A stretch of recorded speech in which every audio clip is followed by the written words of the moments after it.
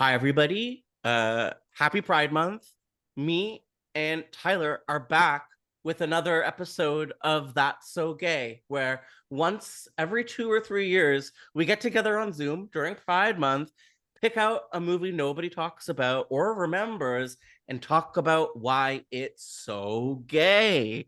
2 or 3 years ago, we did Wishmaster 2, and this year we are tackling The Forsaken from the year 2001.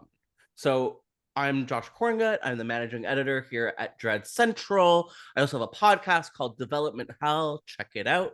Tyler, do you want to introduce yourself to our audience? Hey, I'm Tyler Doupe. I'm a staff writer at Dread Central and the managing editor at wickedhorror.com.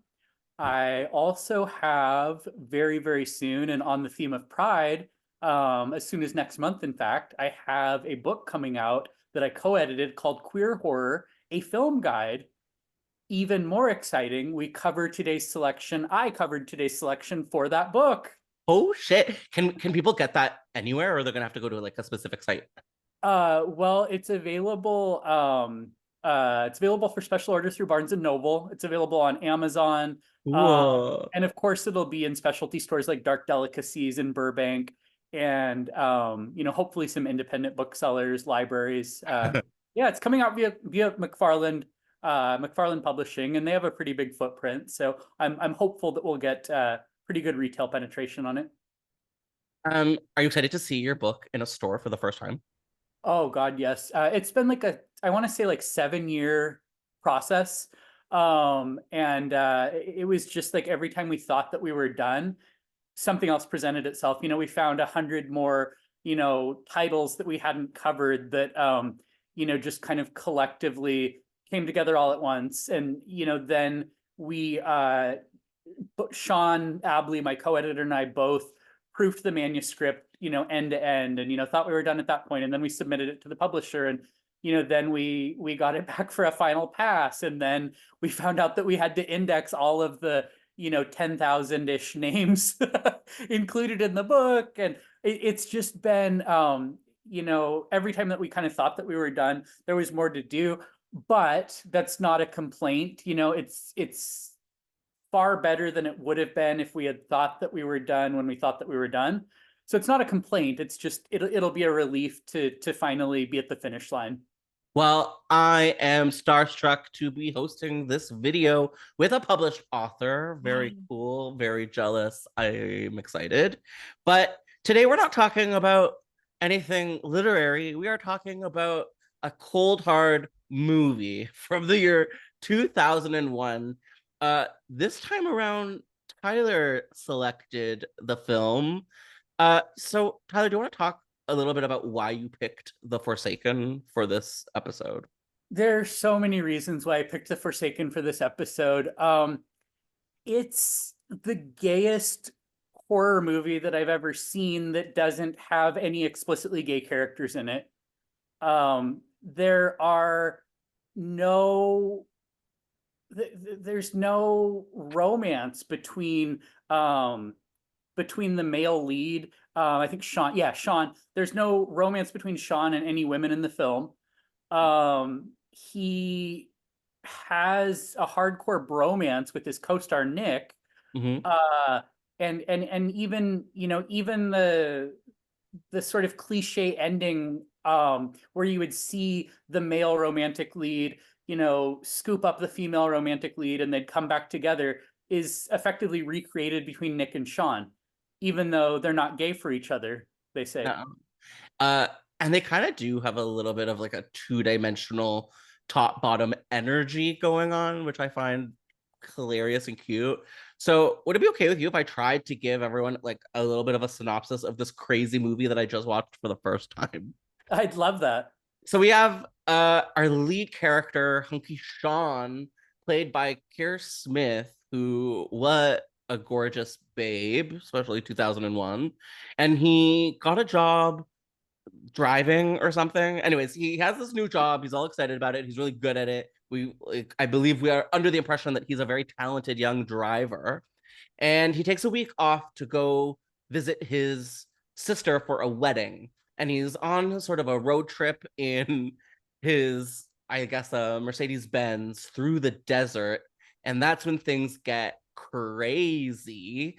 He encounters this kind of off kilter other fellow along the way whose car breaks down, and for some reason they have to team up, and that is Nick, as you were mentioning, played by Brandon Fehr. uh Also quite a cutie, a little more rough around the edges, and we learn pretty quickly that what is his okay, so Sean's our lead, Nick is a secondary guy. We learned pretty early on that Nick is a vampire hunter, and the two of them come across this clan of pretty spooky looking vampires right away. And we learn then that, yeah, okay, so Nick is a hunter. And as the movie progresses, these two boys sort of get more and more interlocked with this group of frightening vampires until we have our crazy ending where there's like a big showdown, and not everybody survives. We have a lead lady, the character Megan, played by Isabella Miko. She has one line in this entire movie. For most of the movie, she's like just unconscious, and people are just like carrying her, literally carrying her from scene to scene. Um, cool. And then we have, I never say his name right. Help me out. Jonathan. He's so famous. Skate, the guy that plays the big evil vampire. Oh yeah, I don't think that I know how to say it either. Oh So god damn it. It's sorry to be funny. no help. And I literally interviewed him about a year ago because he was in what was that fucking movie? Suitable Flesh. Did you just He, make a point not to say his last name? sure, Jonathan S. He is a babe. He is like truly all over the place in the horror genre. He's in a million movies and TV shows. We love him. And he's a pretty decent vampire in this. Um, Before we get into like what makes this movie so gay, I did really like this movie's vampire lore. Do you want me to sort of try to like communicate it, or do you remember what the No. like lineage is? Well, I can speak to some of it. Interestingly enough, and I not to get too deep and not to go too deep down the gay rabbit hole prematurely, Mm, but mm, mm. the vampire lore is very much tied into AIDS, Yes. HIV. Yeah, There's a cocktail to suppress the transformation, but it only and lasts so long. Yeah. HIV transforms into AIDS if left untreated. Mhm. And not only that, the cocktail, as they refer to it as, was discovered during HIV/AIDS research. So there's a very, clear with the lore. There's a very clear parallel to queer culture, however intentional or unintentional that may have been. 100%. I mean, they're basically saying that vampirism, either is homosexuality or is HIV. But, I think in 2001, like people would not really made a distinction, unfortunately, between the two. Right. So yeah, that is the part of the movie that like really my jaw dropped. I think the writer was aware of the sort of analogy being drawn between HIV and vampirism, because they literally say it. They're like, yeah, it was some scientist that was sort of looking into the invention of the HIV cocktail that, yeah, as you said, discovered, how to sort of hold off vampirism. But in the year 2001, they sort of say it's, you know, not permanent. Like it's eventually going to catch up with you, but it bides you some time. And I Right. think that's kind of what HIV treatment was like for a lot of people in Yeah. 2001. Yeah. No, I agree. It was trying to stave off the inevitable. I mean, Yeah. we were getting closer to, long-term non-detectable status, but I mean, I don't know the exact chronology. I still remember being pretty panicked about AIDS in 2001. Yeah, of course. I honestly still kind of am. Um, Yeah. so yeah, that was a bizarre sort of line to pull between the two. Um, Something that I found so gay about this is just our two leads. We have so much hunky dudes in this, very few hunky ladies in this, and like the male gaze is just constantly on boy midriff. There's so much more boy midriff in this movie than there is girl, and like maybe that's feminist, right? Like maybe that's on purpose. Maybe we're giving women a bit of a break by focusing the scary male gaze on men, but it's on them in this. there are bare breasts a couple of times, but it's like non-sexual nudity. It's not to titillate necessarily Yeah, anything. that's true. Except for Uh, except for that first time when he's like driving down the highway and right. get But flashed. but but about that, how does he react? He's just like, He's like, oh no, not and then he has a scary dream about it. Ooh. He Remember, does. he wakes up from a nightmare, or what he starts a nightmare and he's getting flashed, and then the next thing you know, he's like, oh my god. Listen, boobs can be haunted just like anything else, you know. Um, yeah, and then as you said, there was some more female nudity, like in the opening titles and later on, but it's not really sexualized. It just does. It kind of just feels like part of the grit and part of the world building. Mm-hmm. So Yeah, it's there isn't a real like erotic element to it. It feels just kind of like background noise almost, which is strange, but sort of fitting, to the film's themes. So we've talked about a couple of the hunks in the movie, but I don't think we've like narrowed down the list completely. So we've got, and if I ever get a name wrong, please correct me, Tyler. We've got Kerr Smith in our lead role as Sean. People will remember him, I think, from a bunch of different things. Like he was in the original Final Destination. He was in definitely a bunch of TV that I remember. I think the biggest thing was he played a gay guy on Dawson's Creek. Do you remember this? I do, and it's kind of Mm-hmm. interesting that he's also playing a gay guy in The Forsaken. And what? In The Forsaken, Oh, okay, yeah. He does play a gay guy in this. Oh, he was also in As the World Turns. That's funny. Yeah, 113 episodes as a gay guy on Dawson's Creek. And then they put him in this gay fucking movie. What were they doing? They knew. They didn't know. Apparently, he was also on Riverdale as a principal, ah, which that is where CW people go to die, is they play principals on Riverdale. Okay, so we got Kerr Smith. Look him up. He's gorge. We got Brendan Fehr as Nick. Now, while I look into him, do you remember like what else we know this guy from? Oh, I'm already seeing some hilarious examples of what we know him from. I really don't. I don't think he was ever that big, was he? He was in Final Destination, the Was he first one. really? Yeah. He was in, and you're gonna like this, Disturbing Behavior. You like that movie, right? Is that I've heard Certainly. Was he Gavin in Disturbing Behavior? is a character called Brendan Dash Motor Jock. So I don't think it's a large role. Um, Okay. Okay, wait. Oh my God, so much nonsense. He is in X-Men First Class, but not as anything interesting. And it's gotta be the TV world where we know, oh my God, he was in Breaker High, which was my favorite Canadian show about a high school on a cruise ship that visited different countries in every episode, and it was so racist. Um, yeah, not too much else. Oh, main guy from Roswell. Did you ever watch that? No, no, I did not. Yeah. I guess that makes sense that he wasn't Gavin from Disturbing Behavior because that was Nick Stahl or the other lead wasn't like Ah, Gavin. That yes. was just the only person I could think that he looked a little bit like. Nick But Stahl's giving. He's given kind. Nick Stahl would have fit in this movie like perfectly. I agree.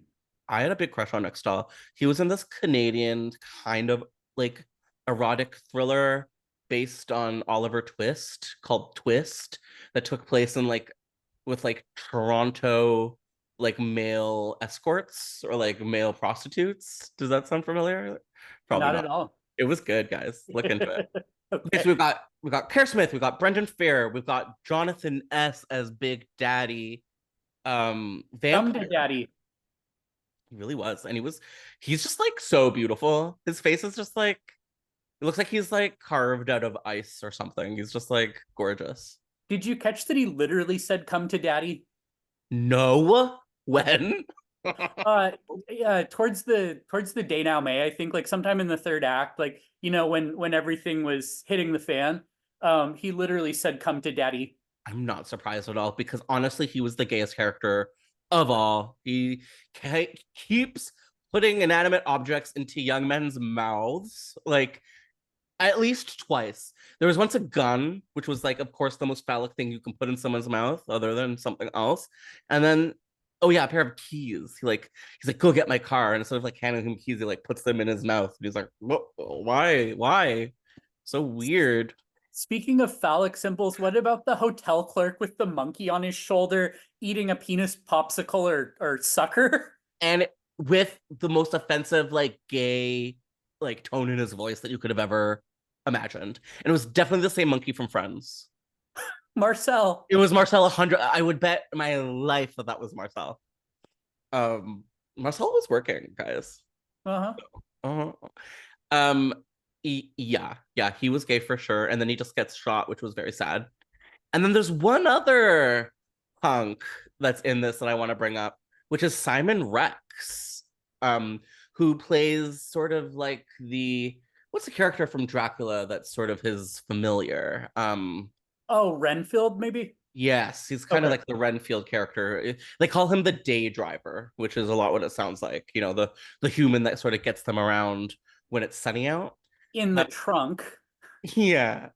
Do you okay? So, when I say Simon Rex, does that name mean anything to you?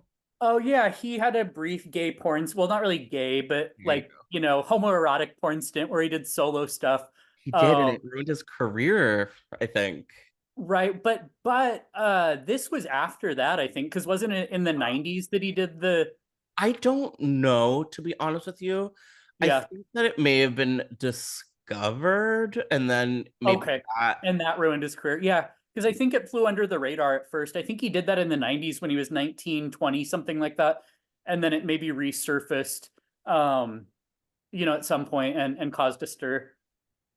I'm on his Wikipedia and I'm not seeing it precisely, but yeah, I do remember that causing a stir. And he was in a bunch of like shitty comedies. Like he's in three scary movie sequels. Um, the first movie he's ever in is Shriek, If I Know What You Did Last Friday the 13th. Did you see that? I did not. Do you know what I'm talking about? I It's like, do. okay. I don't remember much about it. But yeah, he's in that. And um a big comeback that he had a couple years ago was Red Rocket. He starred in a Sean Baker film. Sean Baker is the guy that brought us movies like Tangerine and The Florida Project and next year's Honora that just won the highest festival prize at Cannes. So, yeah, and I think it kind of had a similar plot to like what his real life was like I think it had something to do with porn or something. But anyways, Art Simon Rex. imitating life. Yeah. And he's such a cutie too. He's so I would argue that he's like the hottest guy in this in some ways. They don't make him look like he is, but he's got that like personality that is just I don't know, hard to hard not to find cute. I didn't really find any of the guys all that smoldering, but we have different types. I wouldn't I say like more of a like rough trade bear, you and do. you're more like, you like someone a little more on the femme side with like fair skin, I think. And um Yeah. You're so okay.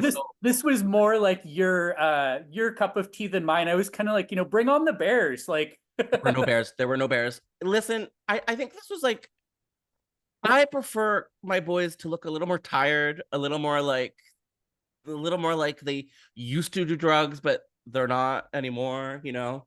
Were we talking about Nick Stahl on the air? Anyways, Nick Stahl is a very good example for my type. But yeah, it's closer to these boys than what you had in mind for sure. so are you kind of into like heroin chic or like post heroin chic? It's a really good question. I like it's not that, but it could be that. Like Elijah Wood really fits in the category for me. Mm-hmm. Daniel Radcliffe really fits in the category for me. Mm-hmm. You know, does that? So do you think that that kind of goes into that slot? Well, I don't know. I feel like I just invented post heroin chic because heroin Yeah, chic you was a did. thing in the 90s, but you like them after they've cleaned up. So I was, Yeah. But like, there's always the risk. You know, there's always the risk of slide. So, risk of relapse. You like oh that. my god, it's so dark. Um, yeah. So I would say those are hunky dudes. They're often not wearing shirts, and they're often putting things in each other's mouths for no particularly good reason. Uh, Right. is there any other characters that we want to kind of give a call out before we move along? Not to be overly critical, but I didn't think there were any characters that were all that memorable. There was no one that I was like, oh God, I'm just really rooting for their survival. I was just kind of like, okay, well, you Wanted know? Sean to live. I wanted Nick and Sean to make it out and make out a little bit. Yeah, and they probably did after Oh, the they did. They after filming wrapped. they swapped cocktails.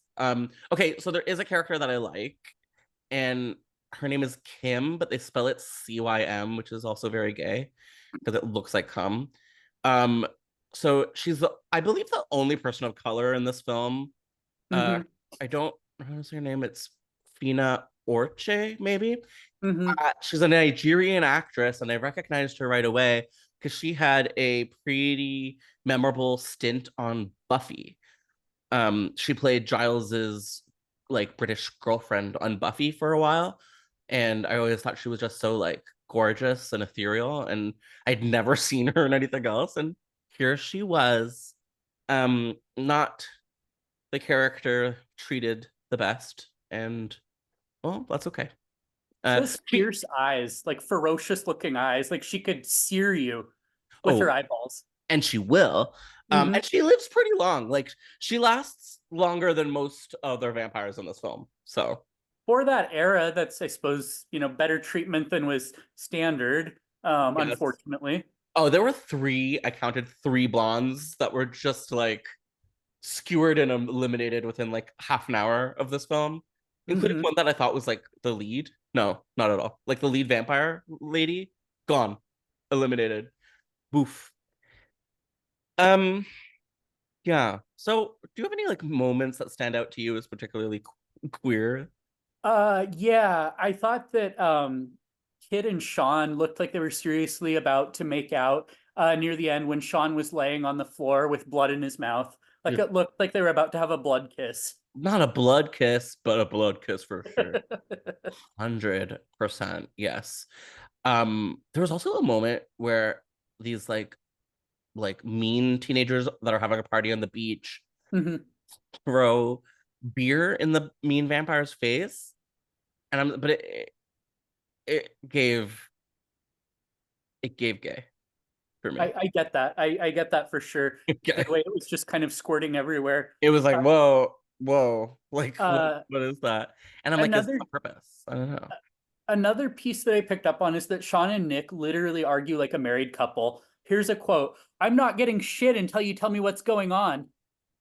They were ruckus. Yeah, they were in love, but they had some things to work out. So I 100% agree with you on that.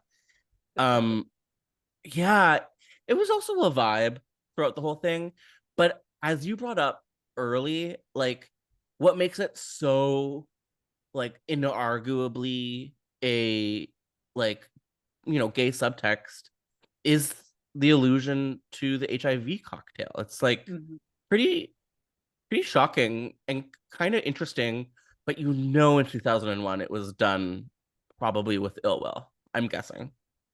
What do you think?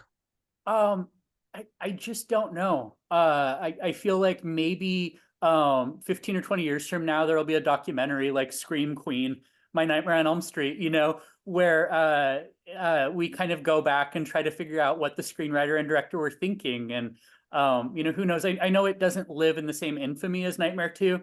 But as the film builds more of a cult following, perhaps, there will be more investigation into those themes and origins.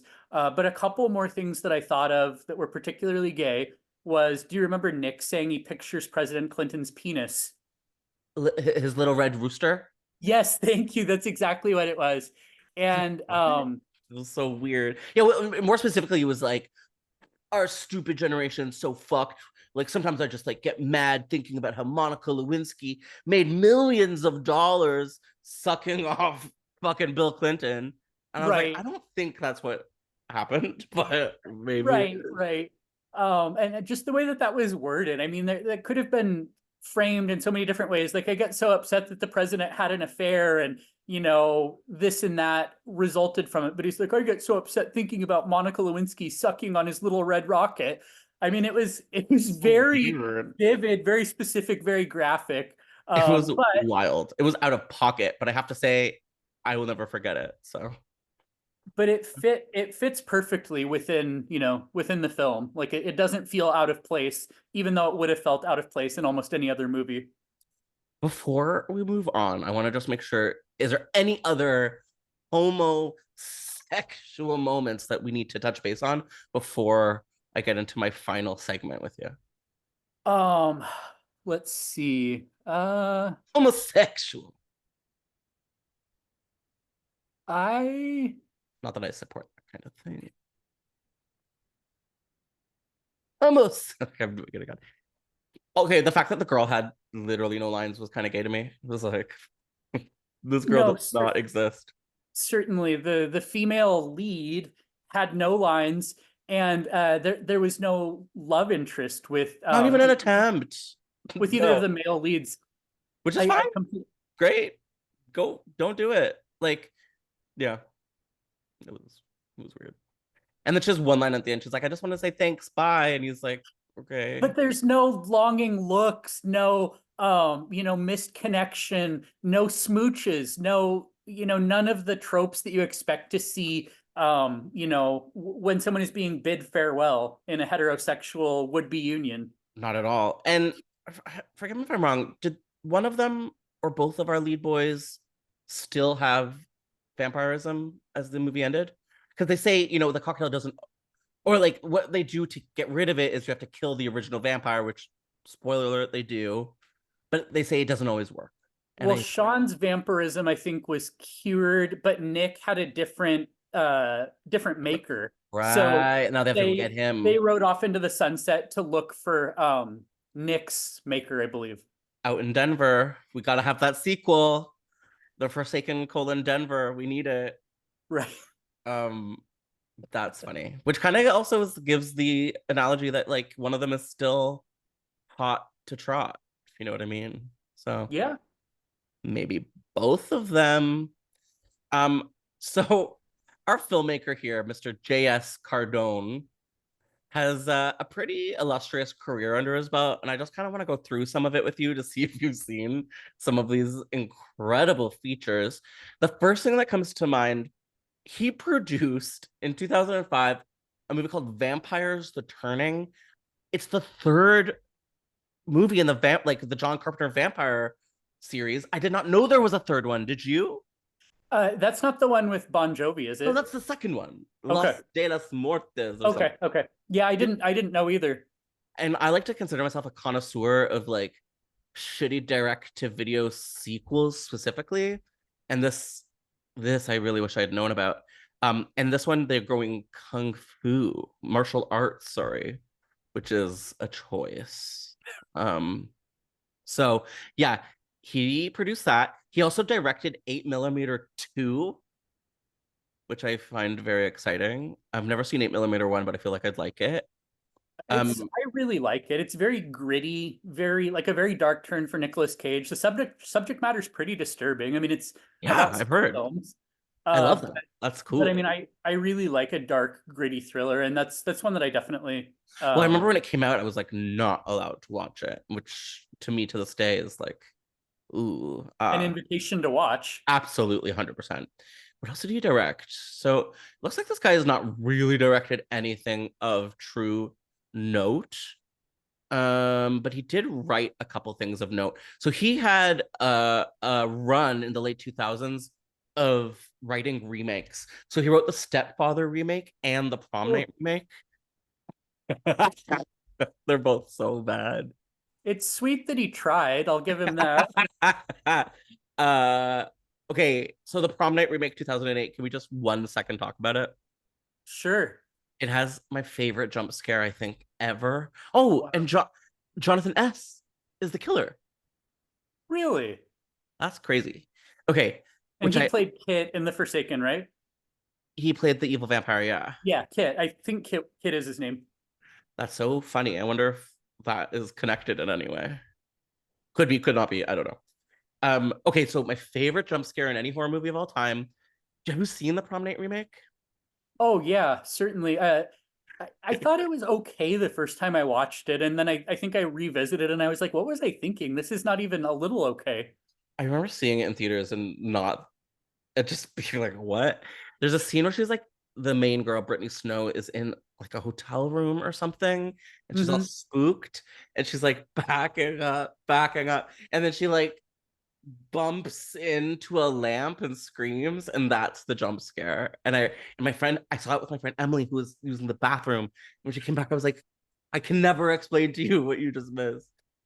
Oh, I love it. Um, I think that's my final note, to be honest, for That's So Gay episode 2, or should we call it season 2, due to the distance between episodes.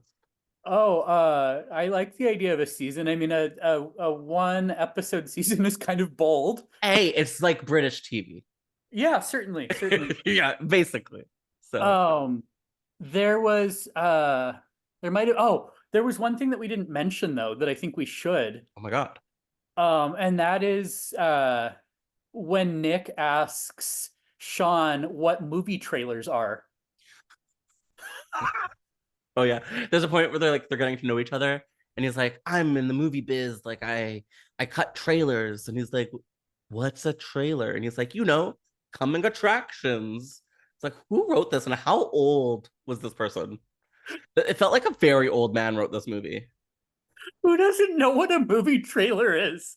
And who calls it the coming attractions? That's my other question for you. Well, when someone says I don't know what a movie trailer is, what else are you supposed to say? Preview or coming attractions? Like those are the only two I other. know there's no other way to say it. Like maybe they thought you meant like the trailer or like the talent stays. Like I don't know. I He don't cut- know. he It was cuts them like yeah. cuts them into pulls out a chainsaw and cuts them into pieces. For the extras who want their own space. Little tiny trailers. We've figured it out. And I can't say that the script was like that bad. Like I wasn't going ooh every 5 minutes, but that was an example for sure. Yeah, there were some definite groaners in there. I have to say though, like there was some distinctive filmmaking happening. Like there were some interesting characters. I remember right at the top, we get this assistant to his boss, and they're like, he's getting hired and he's getting walked through like a lot of cars. And there's just like this woman with a neck brace on, and she's just so weird. And it kind of feels like a D-rate Quentin Tarantino character. And I have to give the movie points for that kind of thing. So, do Yeah. you have any final thoughts, my friend? Um, Maybe. no, not really. I don't think the film has aged very well. Um, I feel like as a time capsule of its era, you could say that it's, nostalgic maybe, but I think that, watched through a 2024 lens, it's not great. It wasn't great when it came out, and I think it's even less great now. I'll be honest with you, as someone that saw it for the first time today, uh, I kind of liked it, but I liked it because I have such an affinity for early 2000s nonsense. So Hmm. if you do, I recommend it. I just gave it 3.5 stars on Letterboxd because I'm a psychotic man, but it's because I like this is the kind of shit I live for. It's so stupid. I think it's a 1.5 for me on Letterboxd. Oh no. I know. Is it because it like uh turned its back on you kind of you remember it being better and then it like it hurt your feelings? I don't really ever remember it being good, I guess. So that's that's probably where we, diverge Yeah. on that. I like it.